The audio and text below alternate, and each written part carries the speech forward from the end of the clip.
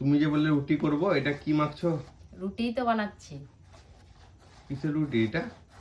আর কি কিসের রুটি এটা হতে পারে বলো তো? তুমি বলো দেখি, পারবে বলতে? না আমি বলতে পারবো না, তুমি বলো তো। আলো চালের রুটি বানাবো। এটা কি আলো চাল? আলো চালের আটা। আটা? হুম। আরে এই রুটিটা খুব নরম হয়, তুমি তো খেয়েছো, কিন্তু আমি কোনোদিন বানাইনি, ফার্স্ট টাইম আজকে বানাচ্ছি বন্ধুরা।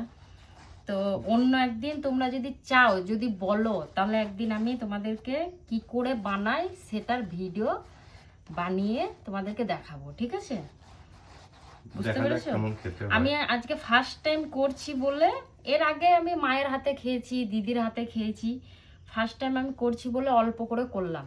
যদি কোনো মানে সমস্যা হয় তখন পুরোটাই ফেলে দিতে হবে, সেই জন্য একটু অল্প করে করলাম, ঠিক আছে? তো দেখছি বেশ ভালোই হয়েছে, দেখো ভালোই হয়েছে। এই যে এটা আটাটা যত সুন্দর মাখা হবে তত সুন্দর রুটি হবে, বুঝতে পেরেছো? মানে রুটিটা বেলার সময় সাইডগুলো ফেটে যাবে না, বুঝতে পেরেছো? তো এই আলো চালের আটার রুটি খেতে কিন্তু দারুণ, মাংস দিয়ে মানে চিকেন দিয়ে দারুণ লাগে খেতে।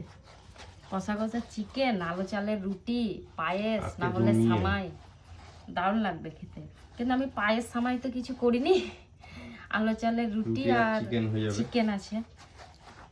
দেখো একদিন আমার হাতের খেয়ে কেমন লাগছে, ঠিক আছে? এর আগের বার দিদি অনেকবারই খাইয়েছে, দিদি বলো করে বেল্লা গিয়েছিলাম তখন। আজকে তোমার হাতে খাই। হ্যাঁ দেখো, আমি তো ফার্স্ট টাইম ভয়ে ভয়ে করছি, কেমন হবে জানি না, বুঝতে পেরেছো?